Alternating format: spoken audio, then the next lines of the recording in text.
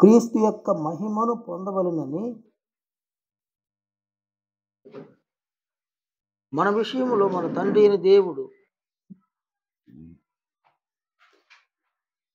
ఒక అపేక్షను కలిగి ఉన్నారన్నమాట.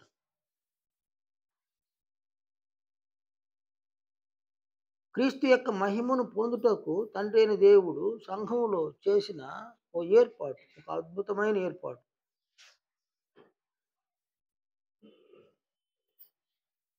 ఆ ఏర్పాటు ప్రభువైన క్రీస్తు యేసు మన కొరకు ఉంచిన ఒక మాదిరికరమైన జీవితం.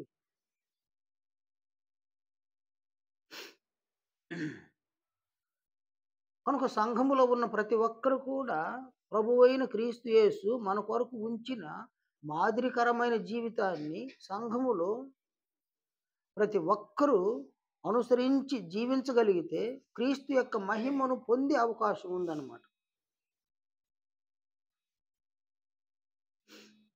కనుక సంఘములో ఉన్న ప్రతి ఒక్కరు కూడా క్రీస్తు మన కొరకు ఉంచిన మాదిరికరమైన జీవితమును మనము విశ్వసించవలసిన ఆవశ్యకత ఉంది, అవసరత ఉందన్నమాట. ప్రభువు యొక్క జీవితాన్ని విశ్వసించడం అన్నమాట. విశ్వాసం అనగా నమ్ముట. ఏమని నమ్ముట అనగా, ప్రభువు నా కొరకు ఉంచిన మాదిరికరమైన జీవితాన్ని నేను ప్రభువుతో కలిసి జీవించడం వలన ఆయనలో ఉన్నటువంటి ఆ మహిమను నా ఆత్మకు సమకూర్చుకోగలను, నేను పొందగలను అని విశ్వసించడం అన్నమాట. ఈ లోకంలో మనం ఏవేవి మనం సంపాదించుకున్నా అవి మన వెంట మనం తీసుకొని వెళ్ళలేము, ఒక్క ప్రభువు మహిమను తప్ప. నీవైనా నేనైనా మనలో ఎవరైనా ప్రభువు యొక్క మహిమను మన ఆత్మలకు పొందగలిగితే ఆ ఆత్మకు పొందిన ప్రభు యొక్క మహిమను మనం పరలోక రాజ్యానికి తీసుకొని వెళ్ళగలుగుతాం ప్రభువుతో పాటు. అలా కాకుండా పోతే సంఘములో ఉన్న దినములలోనే ప్రభువు మహిమను సాధించకపోతే సాతాను యొక్క చెడు వ్యక్తిత్వాన్ని మనం చేతబట్టుకొని వెళ్ళిపోవాల్సి వస్తుంది అన్నమాట. కనుక సంఘములో ఉన్నటువంటి మనము, నీవైనా నేనైనా మనలో ప్రతి ఒక్కరు ఎవరైనా సరే ప్రభువు యొక్క మహిమను పరలోక రాజ్యానికి తీసుకొని వెళ్ళడానికి ప్రయాసపడదామా, లేక సాతాను యొక్క చెడు గుణలక్షణ స్వభావాలని చేతబట్టుకొని నరకానికి వెళ్ళిపోవడానికి ప్రయాసపడదాము?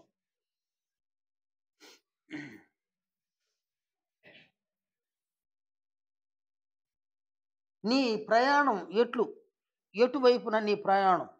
పరలోకం వైపుననా లేక నరకము వైపుననా నీ ప్రయాణం?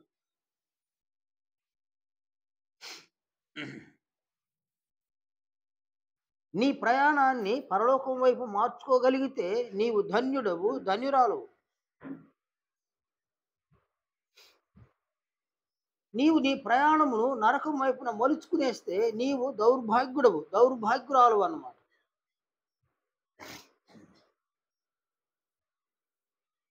కనుక పరలోకం వైపు నీ ప్రయాణం అయితే నీవు ఖచ్చితముగా ప్రభువు యొక్క మహిమను పొందుటకు ప్రభువును అనుసరించవలసి ఉన్నది, ప్రభువును అనుకరించవలసి ఉన్నదన్నమాట.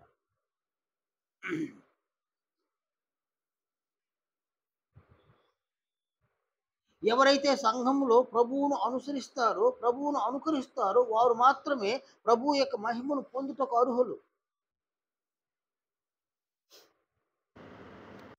కనుక ప్రతి ఒక్కరు కూడా అంతిమంగా ప్రభువు యొక్క మహిమను పొందులాగున జీవితాన్ని ప్రభువుతో కలిసి జీవించుటకు నేర్చుకోవలసి ఉందన్నమాట. ప్రభువు దగ్గర నేర్చుకోవలసి ఉంది. మనం ఈ లేఖనాన్ని తరచూ వింటూ ఉంటాం. మత్తయి సువార్త 11వ అధ్యాయము 29వ వచనం. ప్రభు అన్నారు, నేను సాత్వికుడను, దీన మనస్సు గలవాడను, మీ మీద నా కాడి ఎత్తుకొని నా యొద్ద నేర్చుకొనుడి అని ప్రభువు సెలవిచ్చినారు. క్రైస్తవులు అనగా క్రీస్తు యేసు యొక్క శిష్యులు అన్నమాట. మనము ప్రభువు యొక్క శిష్యులము. శిష్యులనగా నేర్చుకొనివారు, అనుసరించువారు, అనుకరించువారన్నమాట. కనుక మనము ప్రభువు యొద్ద నేర్చుకొనడానికి ఆయన మనలను శిష్యులుగా చూస్తూ ఉన్నాడన్నమాట. అపోస్తుల కార్యములు 11వ అధ్యాయం 26వ వచనంలో వారు కలిసి 1 సంవత్సరమంతయు సంఘములో ఉండి బహుజనులకు వాక్యమును బోధించిరి. మొట్టమొదట అంత్యొకయలో శిష్యులు క్రైస్తవులు అనబడిరి. సంఘం అనగా క్రీస్తు యొక్క శిష్యులు. ఈ శిష్యులను మొదటి శతాబ్దంలో క్రైస్తవులు అని పిలువబడ్డారన్నమాట. కానీ సంఘం అనగా క్రీస్తు యొక్క శిష్యులు అన్నమాట. శిష్యులనగా నేర్చుకొనివారు. నేర్పించేటువంటి వ్యక్తి గురువు, నేర్చుకునేటువంటి వ్యక్తులు శిష్యులు అన్నమాట. కనుక మనలో ప్రతి ఒక్కరం కూడా క్రీస్తు యేసు యొక్క శిష్యులము.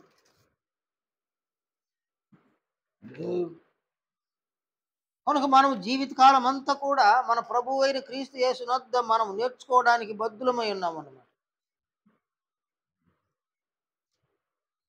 ఈ లేఖనాన్ని చూడండి, మత్తయి 23వ అధ్యాయంలో 8వ వచనమునందు మీరైతే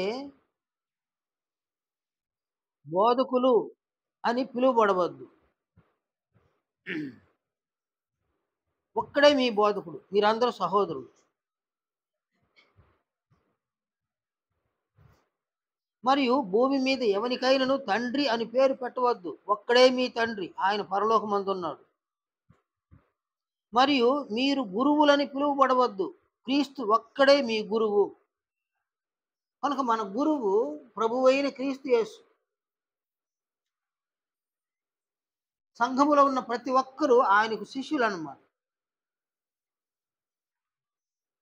కనుక శిష్యులమైనటువంటి మనము ఆయన వద్ద నేర్చుకోవాలి, మాట్లాడడానికి నేర్చుకోవాలి, ఆయన వద్ద నేర్చుకోవాలి, ప్రవర్తించడానికి నేర్చుకోవాలి, ఆయన వద్ద నేర్చుకోవాలి, దినచర్యను ఆయన వద్ద నేర్చుకోవాలి. టోటల్గా ఆయన జీవితాన్ని మనం నేర్చుకోవాలి. మనలో ఎవరు ప్రభు యొక్క జీవితాన్ని నేర్చుకోగలమో వారు ప్రభు యొక్క జీవితాన్ని అనుసరించి జీవించగలరు అన్నమాట. వారు మాత్రమే ప్రభు యొక్క మహిమను పొందగలరు. నేను చెప్పేది చూడండి,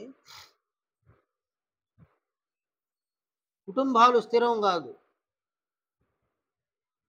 ఈ భూమి మీద ఆదాము నుండి నేటి వరకు ఎన్ని కుటుంబాలు ఏర్పడలేదు, ఎన్ని కుటుంబాలు అంతరించిపోలేదు. అనేక కుటుంబాలు నేడు ఏర్పడుతూ ఉన్నాయి, ఏర్పడ్డ కుటుంబాలు అట్లా ఎదుగుతూ ఉన్నాయి. ఒక దినమునకు అవి అంతరించిపోతూ ఉన్నాయి. కుటుంబము స్థిరము కాదు, కుటుంబంలో ఉన్న వ్యక్తులు కూడా స్థిరము కాదు. ఇవన్నీ కూడా ఒక తాత్కాలికమైన ఏర్పాటు అన్నమాట. కనుక కుటుంబాన్ని ఏర్పరిచింది దేవుడే. నీకు కుటుంబాన్ని ఇచ్చింది ఆయనే, నాకు కుటుంబాన్ని ఇచ్చింది ఆయనే. కానీ ఈ కుటుంబాలు స్థిరమైనవి కావు. కానీ స్థిరమైనది పరలోకము, స్థిరమైనది మన ఆత్మ. స్థిరమైనటువంటి వ్యక్తులు తండ్రి అయిన దేవుడు, ప్రభు అయిన క్రీస్తు యేసు, పరిశుద్ధాత్ముడు. స్థిరమైన వారి యొద్దకు మనము, స్థిరమైన ఆత్మలమైన మనము వారి యొద్దకు చేరడానికి క్రీస్తు యొక్క మహిమను మనం పొందాలి. ఇది కాకుండా క్రైస్తవమైనటువంటి మనము క్రీస్తు యొక్క మహిమను పొందుటకు క్రీస్తు యొక్క జీవితాన్ని అనుసరించకుండా లోక జీవితాన్ని గనక మనం అనుసరిస్తే మనల్ని మనమే అంటే మన ఆత్మను మనమే మోసగించుకుంటాం. మన ఆత్మను మోసపరుచుకొని మనము దౌర్భాగ్యులుగా మారిపోతాం అన్నమాట. కనుక ఏ కుటుంబము స్థిరం కాదు. కుటుంబాలన్నీ తాత్కాలికమైనటువంటివి. శరీరాలు తాత్కాలికమైనటువంటివి. అందువలన శాశ్వతమైనటువంటి ఆత్మకు శాశ్వతమైన క్రీస్తు యొక్క మహిమను పొందులాగున తండ్రి అయిన దేవుడు మనలను సంఘములోనికి ఆయన పిలిచినాడు. కనుక తండ్రి అయిన దేవుని యొక్క పిలుపును మనం లక్ష్యం ఉంచితే క్రీస్తు యొక్క మహిమను పొందడానికి ఎన్ని శ్రమలైన అనుభవిస్తాం. తండ్రి అయిన దేవుని యొక్క పిలుపును మనం లక్ష్యం ఉంచకపోతే శ్రమలు అనుభవించం. అన్ని సుఖాలు కావాలి, ఆశలు తీరాలి, కోరికలు తీరాలి. శరీరాన్ని కేవలం సుఖపెట్టి ఆత్మను పట్టించుకోకుండా ఆత్మకు కావలసిన క్రీస్తు యొక్క మహిమను ఆత్మకు సమకూర్చుకోకుండా మనమందరము అధోగతి పాలై శరీరాన్ని విడిచిన తరువాత తండ్రి యొద్దకు వెళ్ళలేము, ప్రభువు యొద్దకు వెళ్ళలేము.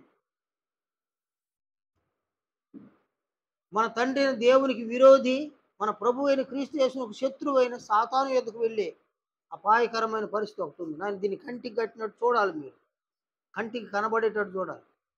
కేవలం అనేక సంవత్సరాలు ఈ మాటలు వింటా ఉన్నారు. మీరు ఒక మాటను పదే పదే వింటే విశ్వాసం వస్తుంది, విశ్వాసులకు విశ్వాసం ఏర్పడుతుంది. విశ్వాసం లేని వారికి ఒక మాటను పదే పదే వింటే విసుగు పుడుతుంది అన్నమాట. మీరు విశ్వాసులైతే ఈ మాటలను మీరు నమ్ముతారు. మీలో విశ్వాసము లేకపోతే ఈ మాటలు మీకు విసుగు అనిపిస్తుంది. మీరు విసుక్కున్నా ఇది సత్యమే, మీరు విశ్వసించినా కూడా ఇది సత్యమే. ఎందుకంటే దేవుని వాక్యము నిరంతరము నిలుచును. ఇది నిలిచేటువంటి వాక్యము.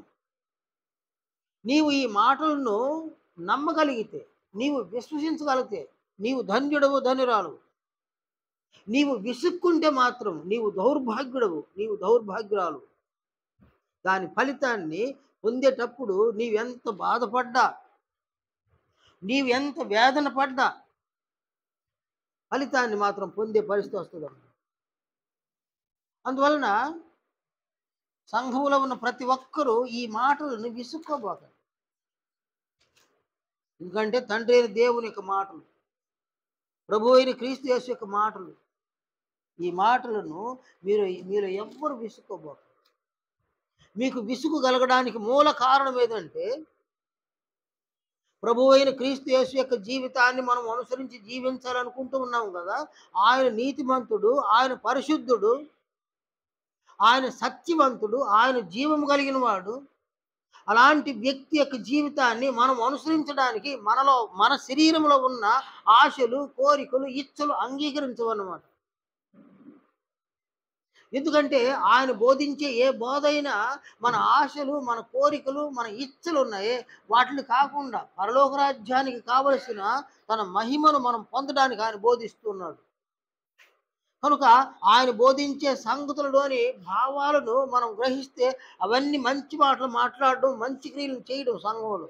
కానీ శరీరానికి ఉన్న ఆశలు ఉన్నాయి.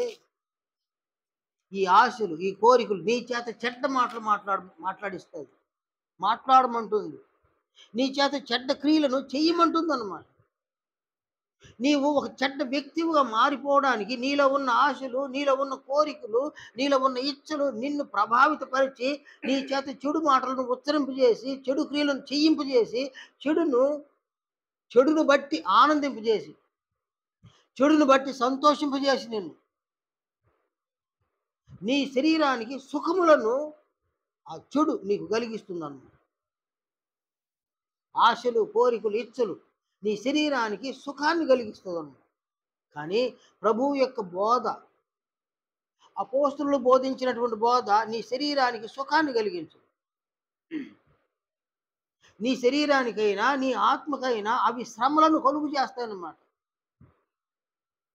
శ్రమలలో నీవు క్రీస్తు యొక్క మహిమను పొందగలవు. సుఖములలో క్రీస్తు యొక్క మహిమను కాదు, సాతాను యొక్క అధమ వ్యక్తిత్వాన్ని పొందుతావు అన్నమాట. అందువలన ప్రభువు బోధించినటువంటి సంగతులు ప్రభువుతో కలిసి జీవించడానికి ఎవరైనా అంగీకరించకపోవడానికి కారణము వారి శరీరానికి ఉన్న ఆశలు, కోరికలు, ఇచ్చలు. మనమైతే వాటన్నిటిని విసర్జించవలసింది. ఆ ఆశలు, కోరికలు, ఇచ్చలు ఉంటే ప్రభువు చెప్పినటువంటి ఈ సంగతులను మనం అంగీకరించమన్నమాట. ఎంతకాలమైన నమ్మం, ఎన్ని సంవత్సరాలైనా కూడా దీన్ని నమ్మనే నమ్మం. కేవలము సంఘానికి వస్తుంటాం, సంఘం నుంచి వెళ్ళిపోతూ ఉంటాం.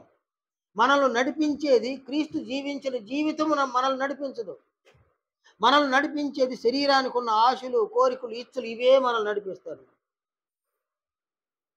చివరికి నీవు అన్యాయస్తుడు అవుతావు, నీవు అన్యాయస్తురాలు అవుతావు అన్న ప్రభువు ముందు, దేవుని ముందు అన్యాయస్తులు అవుతావు. కొరింథీ మొదటి పత్రిక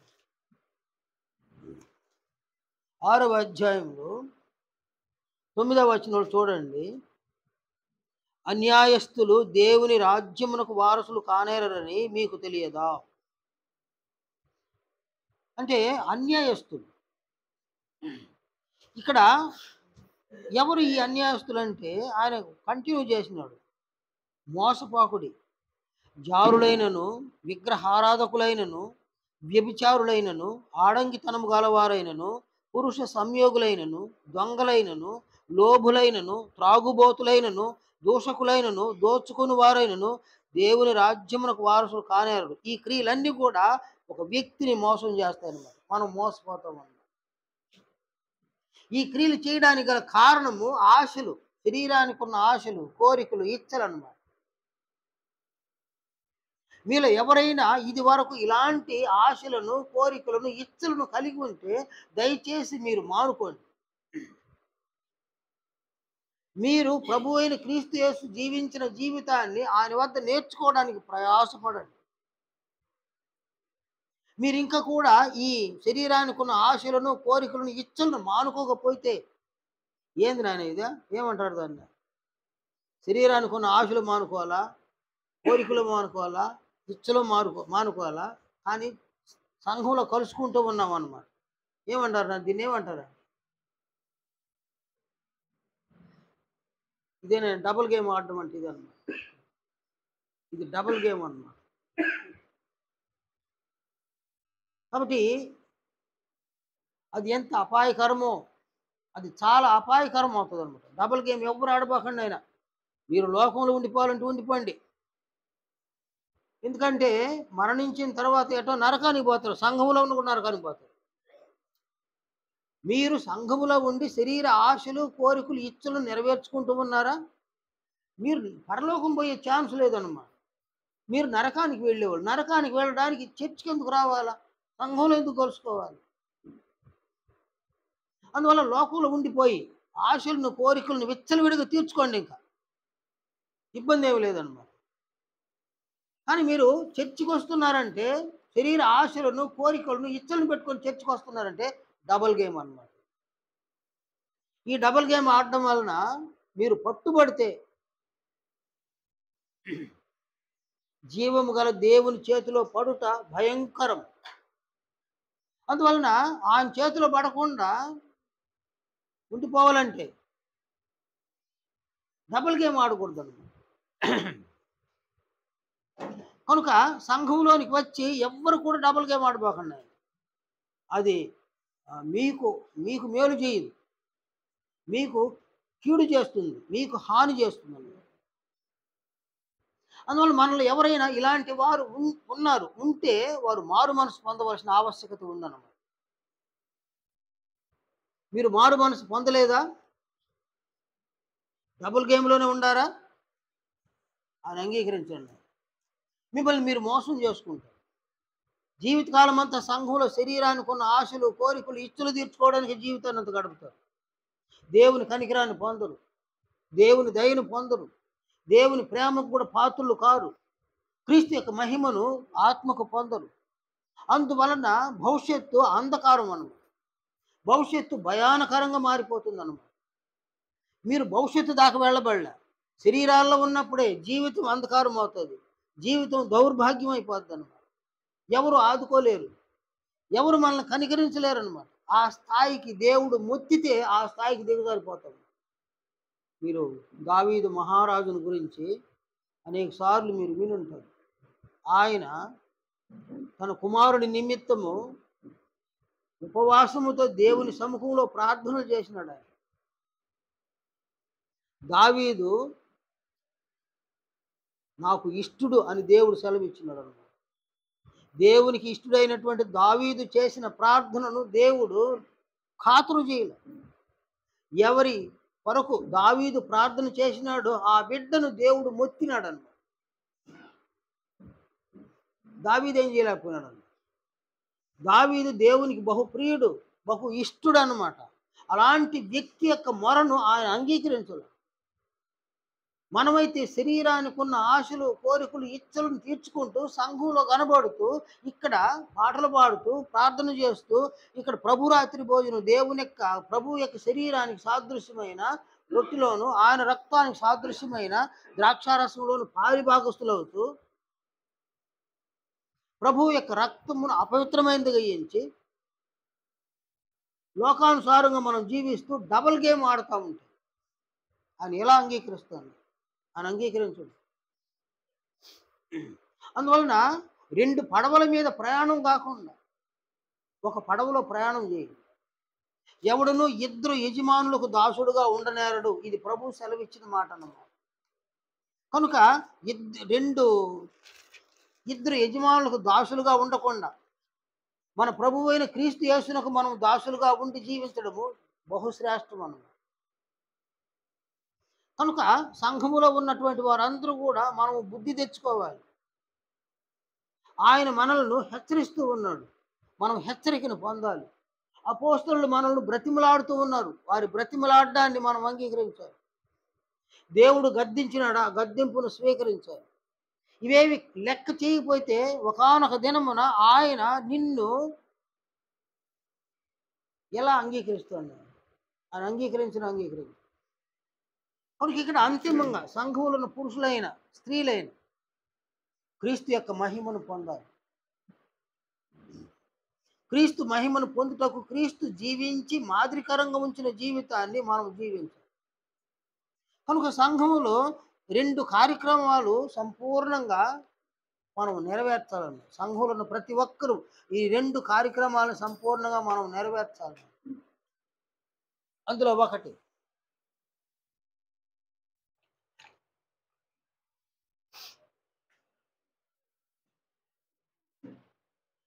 ఒకటి ప్రతి ఒక్కరు కూడా సంఘంలో క్రీస్తు మహిమను పొందాలి.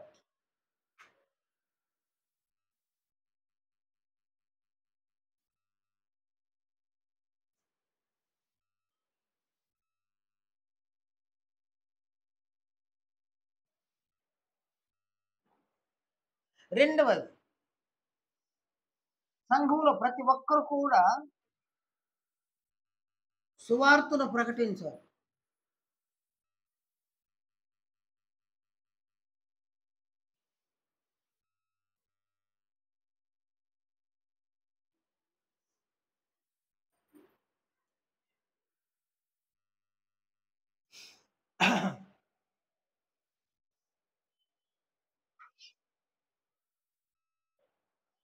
ఈ 2 కార్యక్రమాలు సంఘంలో జరగాలండి.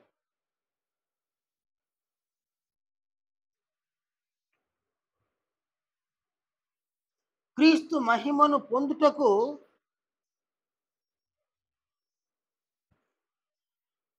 క్రీస్తు మన కొరకు ఉంచిన మాదిరికరమైన జీవితాన్ని మనం జీవించాలి.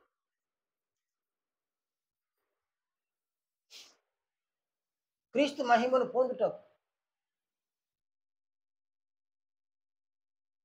మన ప్రభువైన క్రీస్తు మన కొరకు ఉంచిన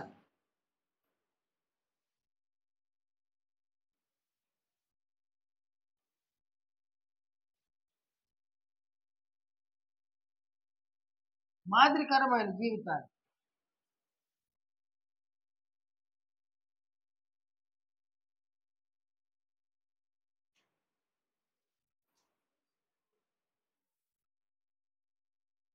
జీవించాలి.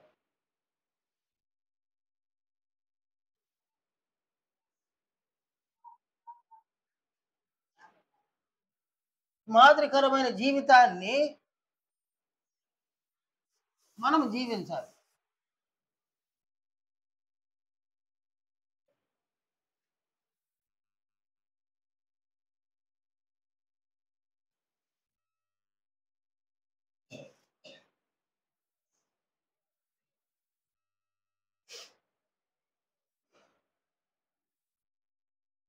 కనుక క్రీస్తు ఎలా జీవించినాడు? ఆయన నీ జీవితం నీకిష్టం, నా జీవితం నాకిష్టం. కానీ ప్రభు జీవితాన్ని మనము ఇష్టపడాలని.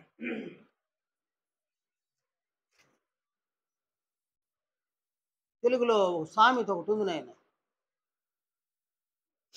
తన కంపు తనకు ఇంపు, పరాయి కంపు పాచి కంపు అని అంటారు. నీవు ఎంత చెడ్డవాడివైనా, ఎంత చెడ్డదానవైనా, నీ క్రియలు నీకు ఇష్టం, నీ మాటలు నీకు ఇష్టం. నీవు ఇతరులు మాట్లాడే మాటల్లో తప్పు పడతావు, ఇతరులు చేసే క్రియల్ని తప్పు పడతావు అన్నమాట. ఇది మనిషి యొక్క నైజం. అంటే ఇక్కడ అర్థం ఏంటంటే, ఒక చెడ్డవాడు చెడ్డ క్రియలనే ప్రేమిస్తాడు, చెడ్డ మాటలనే ప్రేమిస్తాడు, పురుషులైనా స్త్రీలైనా. ఒక చెడ్డవాడు మంచి మాటలను గౌరవించడు, ప్రేమించడు, మంచి క్రియలను గౌరవించడు, ప్రేమించడు, పురుషులైనా స్త్రీలైనా. అందువలన నీవు చెడ్డవాడివా, ఆ చెడునే ప్రేమిస్తావు. అందువలన తన కంపు తనకు ఇంపు అన్నారు. నీది కంపు అయినా సరే అది నీకు ఇంపు అన్నమాట. వ్యభిచారం చేసేవారిని ఎవరైనా చూడండి, అది వాళ్ళకి ఇంపు అన్నమాట. దొంగతనం చేసేవాళ్ళని ఎవరైనా చూడండి, వాళ్ళకి అది ఇంపు అన్నమాట. అబద్ధము చెప్పేవాళ్ళని చూడండి, అది వాళ్ళకి ఇంపు అన్నమాట. ఎందుకు అబద్ధం చెప్తున్నామంటే, వీడు పలే సత్యహరిశ్చంద్రుడు కుమారుడు వీడు అని అంటారు. అంటే వాళ్ళు సత్యమును అంగీకరించరు, మంచిని అంగీకరించరు. నేను అబద్ధమే చెప్తా, నేను దొంగిలిస్తా, నేను మోసం చేస్తా, నేను త్రాగతా, నేను వ్యభిచరిస్తా, నేనింతే. ఈ స్వభావాలు వారికి ఇష్టం అన్నమాట. దానికి భిన్నంగా మంచి స్వభావాలు వారికి ఇష్టం ఉండవు అన్నమాట. కనుక ఒకడు తాను కలిగిన స్వభావాలు అవి మంచివైన వాడికి ఇష్టం, అవి చెడ్డమైన వాడికి ఇష్టం అన్నమాట, పురుషులకైనా స్త్రీలకైనా. కాబట్టి నీ స్వభావాలు, నీ క్రియలు నీకు ఇష్టమైనది కాదు. నీ స్వభావాలు నీ తండ్రి అయిన దేవునికి ఇష్టంగా ఉన్నాయా? పాయింట్ అదన్నమాట. మన ప్రభు అయిన క్రీస్తు యేసు యొక్క గుణలక్షణ స్వభావాలు తండ్రి అయిన దేవునికి ఇష్టమైనవి. నీ స్వభావాలు తండ్రి అయిన దేవునికి ఇష్టమైతే ఆయన సంఘంలో నిన్ను పిలవాల్సిన అవసరం లేదు. నీ స్వభావాలు చెడ్డవి కాబట్టి, నీ వ్యక్తిత్వంలో ఉన్న లక్షణాలు చెడ్డవి కాబట్టి, ఆ గుణలక్షణ స్వభావాలని ప్రభు దగ్గర అవి మార్చుకొని ప్రభు యొక్క గుణలక్షణ స్వభావాలని పొందడానికి తండ్రి అయిన దేవుడు సంఘంలోనికి మనల్ని పిలిచినాడు. మన స్వభావాలు మంచివని కాదు సంఘంలోని పిలవడం, మనం పాపులము, మనం అపరాధులము. కాబట్టి ఇక్కడ వ్యక్తిత్వాన్ని మార్చుకోవడానికి అనగా, గుణ లక్షణ స్వభావాలను మార్చుకోవడానికి అనగా, చెడ్డ గుణాలను, చెడ్డ లక్షణాలను, చెడ్డ స్వభావాలను మానుకొని ప్రభువులో ఉన్న శ్రేష్టమైన ఆ మంచి గుణ లక్షణ స్వభావాలని ఆత్మకు సమకూర్చుకోవడానికి దేవుడు సంఘంలోని మనల్ని పిలిచినాడు అన్నమాట. కానీ ఇది వరకు జీవిస్తున్న జీవితంలో వ్యక్తిత్వంలో ఏవేవి ఉన్నవో మనం పరిశీలన చేసుకుంటాం, మంచివేవి లేదు. నీ వ్యక్తిత్వంలో మంచివి ఏవి లేవు. ఉన్నవంతా కూడా చెడ్డవి. ఎందువలనంటే నువ్వు చెడుని ప్రేమిస్తున్నావు, మంచిని ప్రేమించడం లేదు.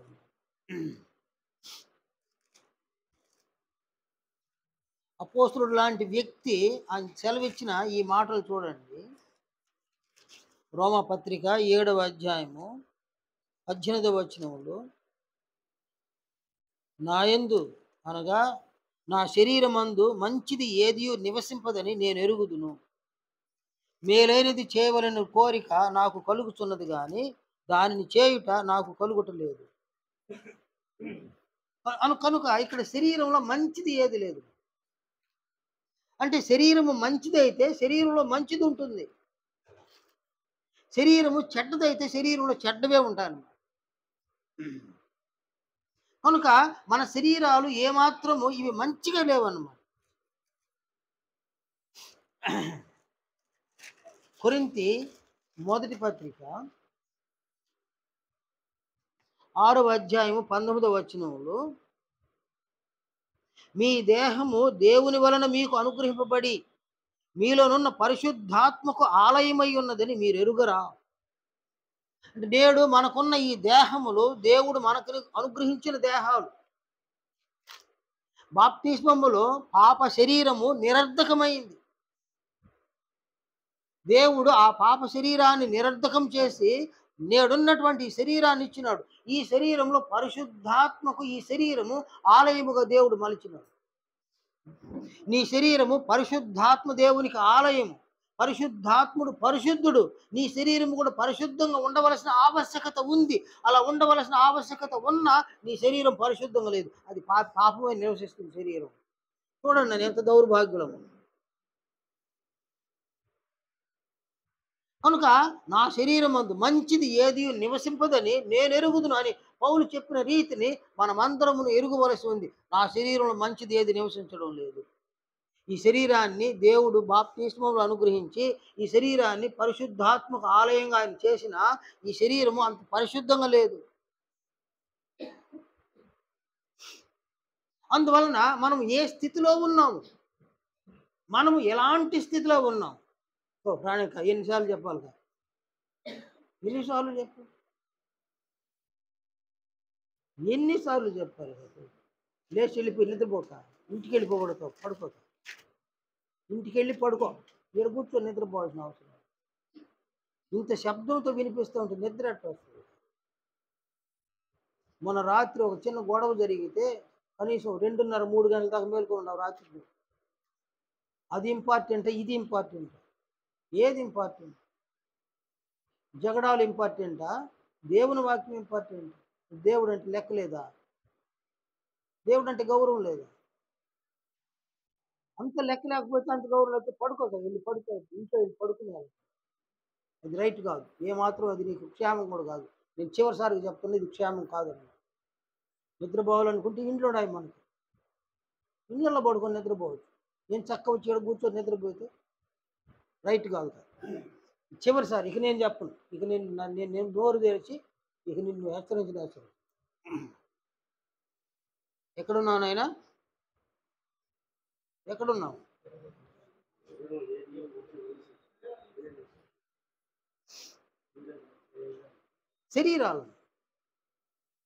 శరీరంలో మంచిది ఏది లేదు. నీ శరీరాన్ని నీవు పరీక్షించి గుర్తిస్తే, తెలుసుకుంటే, నీవు మాట్లాడే మాటలు మంచిగల, నీవు చూసే చూపులు బాగల, నీ స్పర్శ బాగల, నీ నడవడి బాగల, నువ్వు చేసే క్రియలు బాగల, ఏమి బాగల. ఎందుకంటే మంచిది లేదు శరీరం. శరీరంలో ఉన్నదంతా ఆశలు, కోరికలు, ఇచ్చలు. నీ శరీరాన్ని దేవుడు బాప్తిస్మములో నీకు అనుగ్రహించి పరిశుద్ధాత్మక ఆలయముగా మలిచిన నీ శరీరాన్ని నీవు పరిశుద్ధంగా ఉంచుకోవడం, చెడ్డ మాటలతో నీ శరీరాన్ని అపవిత్రపరచుకోవడం, చెడ్డ క్రియలు చేసి శరీరాన్ని అపవిత్రపరచుకోవడం, శరీరంలో ఉన్న పరిశుద్ధాత్మను దుఃఖపరచడం అన్నమాట. నీవెవరైనా మనుషులను దుఃఖపరిస్తే వాళ్ళు ఒప్పుకోరు నాయన. నీవెవరైనా మనుషులను దుఃఖపెట్టు, వాళ్ళు ఒప్పుకోరు. నిన్ను అంగీకరించడు. అలాంటిది పరిశుద్ధాత్మ దేవుని దుఃఖపరిస్తే ఆయన ఎలా అంగీకరిస్తాడు? నిన్ను ఆయన అంగీకరించడం. అందువలన సంఘములో ఉన్నటువంటి ప్రతి వ్యక్తి కూడా తన శరీరములో ఏవి ఎలాంటి చెడ్డవి ఉన్నాయో తెలుసుకోవడం చాలా మంచిది అన్నమాట. ఇది జాగ్రత్త పడడం అన్నమాట. నీవు జాగ్రత్త పడితేవా సరే, నువ్వు జాగ్రత్త పడకపోతే దేవుడు చూస్తూ ఊరుకోడు. ఆయన చూస్తూ ఊరుకోడు. అనేక సందర్భాల్లో అనేక మంది పితరులను ఆయన అంగీకరించాల. ఇంతెందుకు తన కుమారుడైన క్రీస్తు యేసును అంగీకరించాల ఆయన. అందువలన ప్రభువు నా దేవ నన్నెందుకు చేయి విడుస్తూ అన్నాడు ఆయన. తన కుమారుని అంగీకరించినటువంటి దేవుడు నిన్ను అంగీకరిస్తాడా? నన్ను అంగీకరిస్తాడు. మనల్లో ఎవరిని అంగీకరించడా? ఆయన నిన్ను అంగీకరిస్తేనే నువ్వు బాగుండగలుగుతావు, క్షేమంగా ఉంటావు. ఆయన అంగీకరించకపోతే క్షేమంగా ఉండవు. అని ఇది నిజం. ఆయన ఒక దినములోనికి మనం ప్రవేశిస్తున్నామన్నా ఆయన దయ.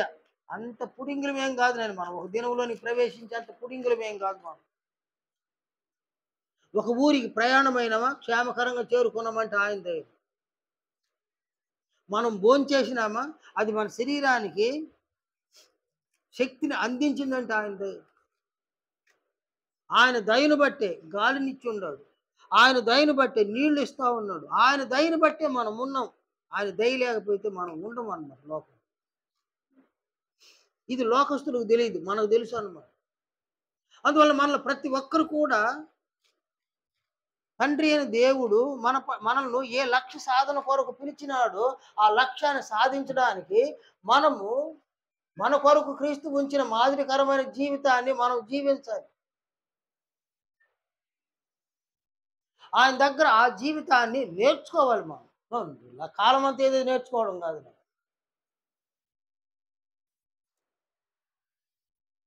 జీవనోపాధి కొరకు ఏదో ఒక పనిని నేర్చుకుంటాం మనం. అంతేకాదు జీవితకాలం అంతా కొన్ని పనులు మనకు తెలియవు అన్నమాట. అందువల్ల ఇక్కడ మనం అసలు నేర్చుకోవలసిన పని ఇదన్నమాట.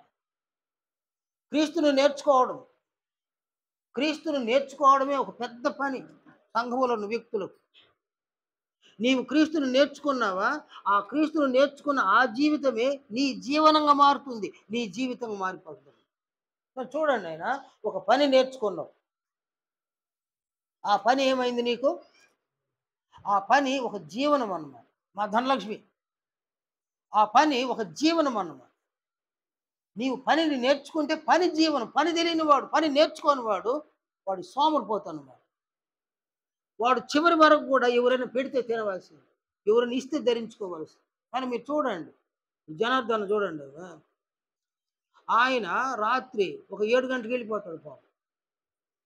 ఈ వయసులో ఆయన పని చేయాలని కర్మ గాచారం ఏమి లేదన్నమాట. 7 గంటలకు అంత వెళ్ళిపోతాడు ఆయన. 7 గంటలకు వెళ్ళిపోయి కుటుంబానికి అంటే భార్యకు పిల్లలకు దూరంగా ఒక గదిలో, ఒకే ఒక గదిలో, సింగిల్ గది అది. కరెంట్ ఉంటే ధన్యం, కరెంట్ ఆగిపోతే చిట్ట చీకటాను. ఆ గదిలో ఉదయం వరకు ఉంటాడు. ఆ గదిలో ఆయన ఇలాగున ఒక నెలంతా ఒక గదిలో గడుపుతూ ఉంటాడు రాత్రిపూట. ఆ చివర మొదటి తేదీన కొంత డబ్బును జీతంగా తీసుకుంటాడు. ఆ తీసుకున్న జీతాన్ని అలా లెక్కలు పెట్టి దేనికి ఏదైనా లెక్కలు చేస్తుంటాడు. ఆయన ఆ వయసులో ఆయన పని చేస్తాడు. ఆయన చూసి యవ్వనస్తులు బుద్ధి తెచ్చుకోవాల్సిన ఆవశ్యకత ఉందన్నమాట. ఆ వయసులోనికి ఆయన పని చేస్తున్నాడు. ఆయన వయసు ఎంత? ఇంచుమించు 70కి పైన ఉంటుంది. ఆయనకు 70 సంవత్సరాల వయసులో పని చేస్తున్నాడు. కానీ పని చేయకపోతే సోమరులుగా మారుతారు. సోమరులుగా మారితే వచ్చే నష్టం ఏంటంటే కాలమంతా ఆయన ఎవరినో అడుక్కోవాలని, ఎవరినైనా అడుక్కో, అమ్మను అడుక్కో, నాయన్ని అడుక్కోవడమే. కాలమంతా అడుక్కునే పరిస్థితి. అమ్మను అడుక్కోవాలి, నాయన్ని అడుక్కోవాలి, ఎవరు ఫ్రెండ్స్ని అడుక్కోవాలి, ఎవరెవరిని అడుక్కోవాలి. ఎవరిని ఇస్తే మంచోళ్ళు వాళ్ళకి, ఇవ్వనోళ్ళు వాళ్ళకి చెడ్డోళ్ళు. కాబట్టి నీ ఇంట్లో వాళ్ళని అడుగుతావు, నువ్వు ఇస్తే నువ్వు ఆనందిస్తావు అన్నమాట. ఇప్పుడు మా చెల్లెలు పిల్లకాయలు ఉన్నారన్నమాట. వాళ్ళు అడుగుతారు, మా చెల్లెల్ని అడుగుతారు, డబ్బులు అడుగుతారు. ఆమె ఇస్తే ఆనందం ముఖం వెలిసిపోద్ది. అట్ని ఆమె ఇవ్వకపోతే వాళ్ళ ముఖాలు చూడాలి. నేను వాళ్ళ ముఖాలు ఎంత మాడిపోతాయో, వాళ్ళ అమ్మ మీద ఎంత కోపాన్ని ముఖంలో చూపిస్తారన్నమాట. ఏ కుటుంబంలోనైనా అంతే. కన్న బిడ్డలే ఇస్తే ఆనందిస్తారు. ఇవ్వకపోతే ఉరిమి చూస్తారండి. ఉరిమి చూసేవాళ్ళు కూడా ఉన్నారు ఇక్కడ.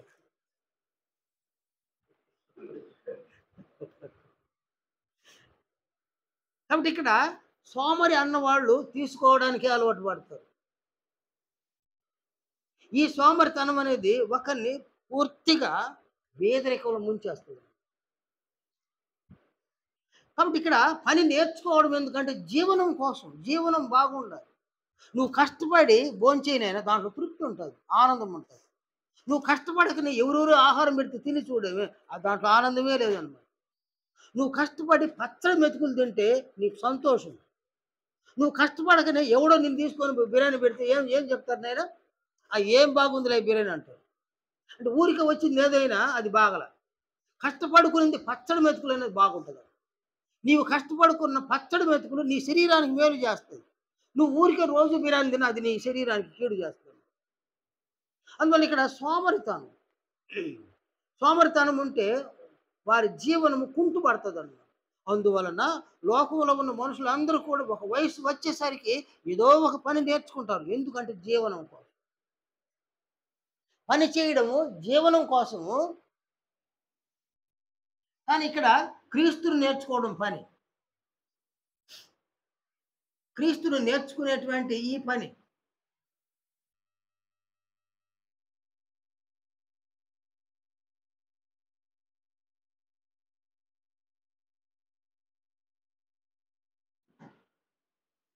ఇది ఒక పని అన్నమాట.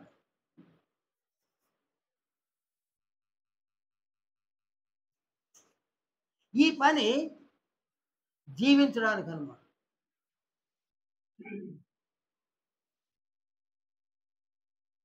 నీవు లోకంలో అనేక పనులు నేర్చుకున్నావా? అవి జీవనానికి, కేవలం జీవనానికి.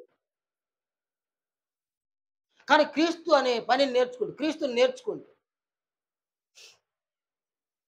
జీవించడానికి నేర్చుకోవడం.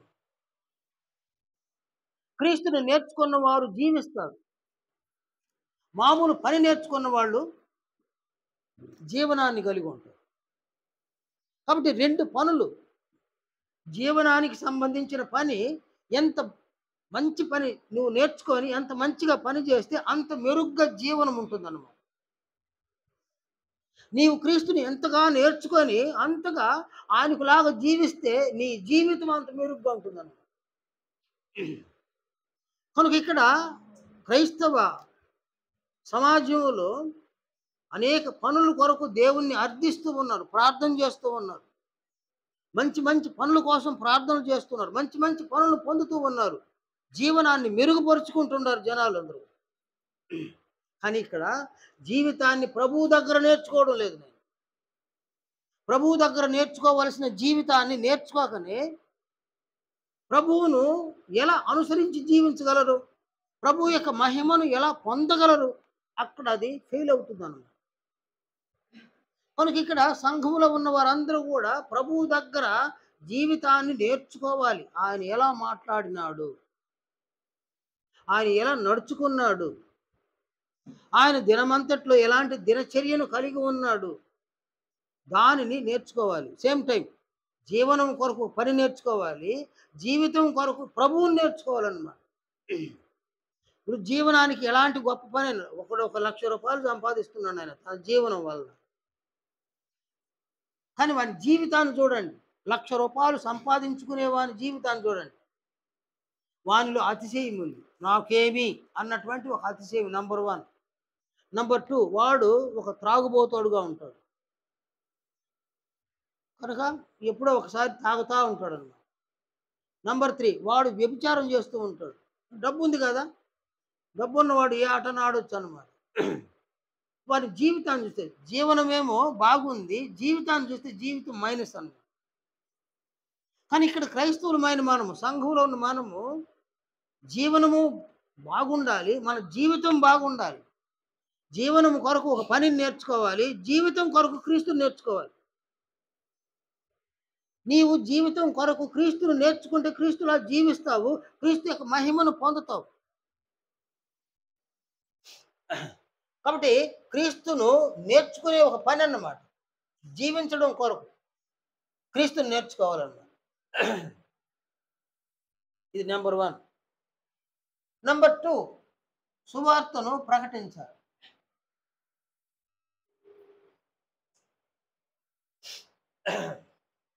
కనుక సువార్తను క్రీస్తును పోలి జీవించి జీవితం ద్వారా సువార్తను ప్రకటించాలి.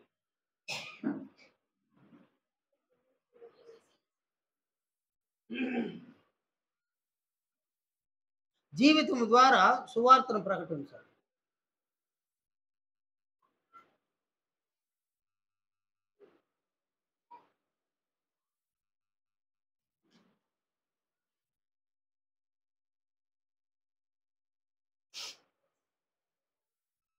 కనుక ప్రభువు అయిన క్రీస్తు యేసు ఉంచిన మాదిరికరమైన జీవితాన్ని నేర్చుకొని జీవించాలి.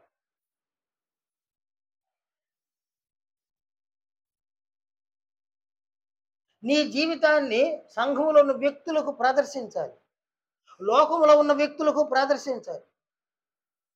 మారిన నీ జీవితాన్ని సంఘంలో వ్యక్తులు చూడాలి, మారిన నీ జీవితాన్ని లోకంలో ఉన్న వ్యక్తులు కూడా చూడాలి.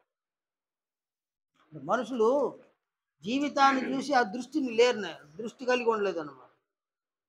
ఒక మనుషుని యొక్క జీవనాన్ని చూస్తున్నారు. కాబట్టి ఒక ఒక యవ్వనస్తునికి వివాహం చేయాలని ఒక అమ్మాయిని అడిగితే వాళ్ళు ఏం అడుగుతారు తెలిసిన, అతడు ఏం చదువుకున్నాడు, అతడు ఏం పని చేస్తున్నాడు, ఎక్కడ పని చేస్తూ ఉన్నాడు, ఎంత సంపాదిస్తూ ఉన్నాడు. అంటే జీవనాన్ని చూసే అమ్మాయిని ఇచ్చేస్తున్నారు అన్నమాట పెళ్ళికి. జీవితాన్ని చూసి ఎవరు ఇవ్వడం లేదు. చూడండి, సహజంగా ఒక మనిషి యొక్క జీవనాన్ని చూసి ఒక అమ్మాయిని వాడి చేతిలో పెట్టేస్తున్నారు. వాడి జీవితం ఎలా ఉంది అని చూడడం వల్ల వాడు తరువాత వాడు మంచోడైతే పర్వాలా, వాడు గనక అనేక అవలక్షణాలు కలిగి ఉంటే అప్పుడు తల్లిదండ్రులు కుమిలిపోతారు అనమాట. అయ్యో తెలియకుండా ఇచ్చేసినాము, తెలియకుండా. ఏం తెలియకుండా ఇచ్చినారు వాళ్ళు? ఏమి తెలియకుండా ఇచ్చినారు? వాడి జీవితాన్ని తెలుసుకోకుండా ఇచ్చినాము అమ్మాయిని. అంటే వీళ్ళు ఎవరైనా నేను బిడ్డని ఇవ్వాలంటే జీవితాన్ని చూసి ఇవ్వండి, నేను జీవనాన్ని చూసి ఇవ్వబోతాను. కాబట్టి ఇక్కడ జీవితం, జీవనానికి ఒక పనిని నేర్చుకుంటున్నాం, జీవితానికి క్రీస్తునే నేర్చుకోవాలి. ఫిలిప్పీలకు రాసిన పత్రికలో పౌలు చెప్పినటువంటి ఆ మాటలు చూడండి, 3వ అధ్యాయము 9వ వచనం. అక్కడ క్రీస్తును సంపాదించుకొని అని అపోస్తలుడు సెలవిచ్చినాడు. క్రీస్తుని నేర్చుకోవడము, క్రీస్తును సంపాదించుకోవడం. కనుక సంఘములో ఉన్నటువంటి వారు క్రీస్తును సంపాదించుకోవడానికి క్రీస్తును నేర్చుకోవాలి. లోకంలో ఏమైనా సంపాదించుకో, కానీ క్రీస్తుని సంపాదించుకోకపోతే మనమేమంత ధన్యులం కాదన్నమాట. లోకంలో ఏవేమైనా సంపాదించుకో, క్రీస్తుని కూడా సంపాదించుకోవాలి. క్రీస్తుని సంపాదించుకోవడం అనగా క్రీస్తు యొక్క మహిమను సంపాదించుకోవడం. క్రీస్తుని సంపాదించుకోవడం అనగా క్రీస్తు యొక్క గుణలక్షణ స్వభావాలు సంపాదించుకోవడం. క్రీస్తు యొక్క గుణలక్షణ స్వభావాన్ని ఎలా సంపాదించుకుంటాము అని అంటే ఆయన జీవితాన్ని నేర్చుకోవడం వలన వాటిని సంపాదించుకుంటాం అన్నమాట. కనుక ప్రభు అయిన క్రీస్తు యొక్క జీవితాన్ని మీరు అభిమానించండి. ప్రభు అయిన క్రీస్తు యొక్క జీవితాన్ని మీరు ఆదర్శంగా తీసుకోండి. ప్రభు అయిన క్రీస్తు యొక్క జీవితాన్ని మీ జీవితాలకు ఒక ఆధారంగా తీసుకోండి. ప్రభు అయిన క్రీస్తు యొక్క జీవితాన్ని ప్రేమించండి. ప్రభు యొక్క జీవితాన్ని అభిమానించండి. ప్రభు జీవితాన్ని నేర్చుకోండి.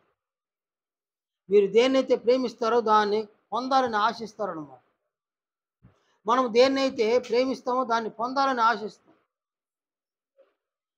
అలాగే ప్రభువు యొక్క జీవితాన్ని ప్రేమిస్తే ఆ జీవితాన్ని కూడా పొందాలని మనం ఆశిస్తాం అన్నమాట.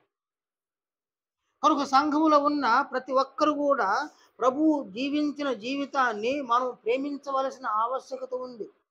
నీ జీవితాన్ని ప్రేమించడం కాదు నాయన. నీ జీవితంలో ఏముందాడ? అంతా చెడే కదా. చెడ్డ తలంపులు, చెడ్డ ఆలోచనలు, చెడ్డ మాటలు, చెడ్డ క్రియలు, ఇవే కదా నా జీవితంలో కనిపించాయి. మరి ఏదైనా కనిపిస్తాయా? ఎవరికైనా ఉపకారం చేయడం కాదు, ఎవరికైనా కీడు చేయడం మేలు చేయడం కాదు. మాటల ద్వారానైనా, క్రియల ద్వారానైనా కీడు చేయడం, మేలు చేయడం కాదు. అపకారం చేయడం, ఉపకారం చేయడం లేదు. మన జీవితాన్ని మనం తవ్వి ముందు వేసుకుంటే మన జీవితంలో కనబడేటువంటి అనేక దుష్ట స్వభావాలే కనిపిస్తాయి. అందువలన జీవితం మారాలి. జీవితం మారడానికి మనం ప్రయాసపడాలి. అంతిమంగా ఏంటంటే క్రీస్తు యొక్క మహిమను పొందాలి. క్రీస్తు మహిమను పొందడానికి గల కారణము తండ్రి అయిన దేవుడు తన రాజ్యమునకు, తన మహిమకు ఆయన మనల్ని పిలుస్తాడన్నమాట. కనుక ఆయన మనల్ని పిలిచేసరికి క్రీస్తు యొక్క మహిమను మనం పొందగలిగితే చాలా గొప్ప విషయం అనేది. ఆయన పిలిచేసరికి క్రీస్తు యొక్క మహిమను నీవు పొందకపోతే నీ భవిష్యత్తుకు అది మంచిది కానే కాదు. అందువలన సంఘములో ఉన్న ప్రతి ఒక్కరునైనా, మీలో ప్రతి ఒక్కరు కూడా మీ శరీరాలకున్న ఆశలు, మీ శరీరాలకున్న కోరికలు, మీ శరీరాలకున్న ఇచ్చలు మిమ్మల్ని ఎంతగా మోసం చేస్తున్నాయో దానిని గుర్తించాలి. చాలామంది మన వాళ్ళే మనల్ని మోసం చేసేవాళ్ళు ఉన్నారు. ఒక భర్త భార్యను మోసం చేస్తున్నాడు. ఆ మోసం తెలియనంత వరకు నా భర్త మంచోడు, నా భర్త మంచోడు, నా భర్త అని అనుకుంటా ఉంటుందండి. భర్త మోసాన్ని భార్య పసిగడితే నా భర్త మోసగాడు అని అంటదన్నమాట. అలాగే నా భార్య మంచిది మంచిది అని అనుకుంటాడు. కానీ ఆమె యొక్క మోసం బయటపడినప్పుడు నా భార్య ఎంత మోసగత్తి అని వాడికి అర్థమవుతుంది. స్నేహితులైన, తల్లిదండ్రులైన, పిల్లలైన అంతేనే. అందువలన మన స్వభావాలను మనం మార్చుకోవలసిన అవసరత ఉందన్నమాట. మీలో ప్రతి ఒక్కరు కూడా క్రీస్తు యొక్క మహిమను పొందుటకు మీలోని ఈ చెడు తలంపులు, చెడు ఆలోచనలు, చెడ్డ మాటలు, చెడ్డ క్రియలు, ఆశలు, కోరికలు, ఇచ్చలు వీటన్నిటిని మనం విసర్జించవలసిన అవసరత ఉందన్నమాట. మీలో ఎవరైనా వాటిని విసర్జించకపోతే అవి మిమ్మల్ని మోసం చేస్తాయి. మోసపోకుడి అని అంటాడు పౌలు. అవి మిమ్మల్ని మోసం చేస్తాయి. ఇప్పుడు మోసం కనిపించదు, ఇప్పుడైతే అది మోసం కనిపించదు. మోసపోయిన తర్వాత ఎంత మోసపోయినామని చింతించినా దానివల్ల ప్రయోజనం ఏం లేదన్నమాట. కనుక సంఘంలో ఉన్నటువంటి ప్రతి ఒక్కరు కూడా క్రీస్తును నేర్చుకోవడానికి ప్రతి ఒక్కరూ ప్రయాసపడరు. మనం క్రీస్తుని నేర్చుకోవాలి. క్రీస్తు జీవించిన ఆ మాదిరికరమైన జీవితాన్ని మనం నేర్చుకోవాలి. ఇక్కడ నీవు క్రీస్తును పోలి జీవితాన్ని నేర్చేసుకుంటే నీవు జీవితకాలం అంతా మంచి చేస్తావు, మంచి చేస్తావు, మేలు చేస్తావు. మేలు చేసి ఎవరైనా నిన్ను శ్రమ పెడితే దేవుని గూర్చిన మనస్సాక్షి నీవు కలిగి ఉంటావు. అది దేవుని దృష్టికి అది న్యాయం అన్నమాట. నీవు ఏమాత్రం క్రీస్తు నేర్చుకోకపోతే నీవు కీడు చేస్తావు, అనేక చెడ్డ క్రియలు చేస్తావు. అలాంటప్పుడు పట్టుబడితే దేవుని గురించిన మనస్సాక్షి ఉండదు. కానీ అప్పుడు వచ్చినటువంటి ఆ దుఃఖాన్ని బట్టి నాకు ఈ దుఃఖం వచ్చిందని అనుకుంటే దేవుని దృష్టికి అది మంచిది కాదు అని పేతురు బోధించినారు. కనుక మేలు చేసి శ్రమపడుటకు దేవుడు మనల్ని సంఘంలోని పిలిచినాడు, కీడు చేసి శ్రమ పడ్డానికి. అందువలన మేలు చేసి శ్రమ పడాలంటే క్రీస్తుని నేర్చుకుంటే మేలు చేస్తాం, దానివల్ల శ్రమలు వస్తాయి. క్రీస్తుని నేర్చుకోకపోతే మనం కీడు చేస్తాం, దానివల్ల శ్రమలు వస్తాయి. ఏది బెటర్ ఇక్కడ, ఏది బెటర్ అని అంటే మనం పిలువబడిన కారణాన్ని అపోస్తులుడైన పేతురు బోధించినాడు. పేతురు తన మొదటి పత్రికలో ఆయన ఇలా సెలవిచ్చినాడు అన్నమాట. 20వ వచనం చూడండి. తప్పిదమునకై దెబ్బలు తినినప్పుడు మీరు సహించిన ఎడల మీకేమి ఘనము, మేలు చేసి బాధపడినప్పుడు మీరు సహించిన ఎడల అది దేవునికి హితమగును, ఇందుకు మీరు పిలువబడుతురు. తప్పిదాలు చేసి శిక్షలు పొందడం కాదు, నేను మేలు చేసి బాధపడడం అది దేవునికి హితము అని అపోస్తలుడు ఇక్కడ బోధించినాడు. మనం పిలువబడింది అందుకోసం. సంఘంలో మేలు చేసి బాధపడడం కోసమే దేవుడు మనల్ని పిలిచినాడు అనమాట. ఆ మేలు చేసి బాధ వచ్చినప్పుడు దాన్ని మనం సహించాలి అని అంటాడు. ప్రభువు మేలు చేసి ఆయనకి బాధలు వచ్చినప్పుడు ఆయన సహించినాడు. మేలు చేసి శ్రమలు వచ్చినప్పుడు ఆయన ఓర్పు కలిగి ఉన్నాడనమాట. సహనాన్ని కలిగి ఉన్నాడు. దీర్ఘశాంతం కలిగి ఉన్నాడు. ఆయన ఎవరికి కూడా కీడు చేసి ఆయనకి హింసలు రాల. కీడు చేసి ఆయనకి శ్రమలు రాల. ఆయన మేలు చేసి ఆయనకి శ్రమలు వచ్చినాయి.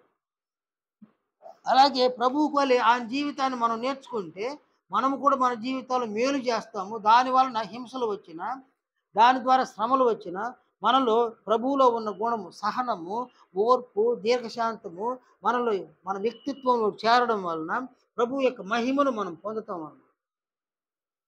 ప్రభు యొక్క మహిమను మనం పొందడం వలన తండ్రి అయిన దేవుడు సంఘములోనికి మనల్ని పిలిచిన ఆ పిలుపును మనం నెరవేర్చిన వాళ్ళం అవుతాం.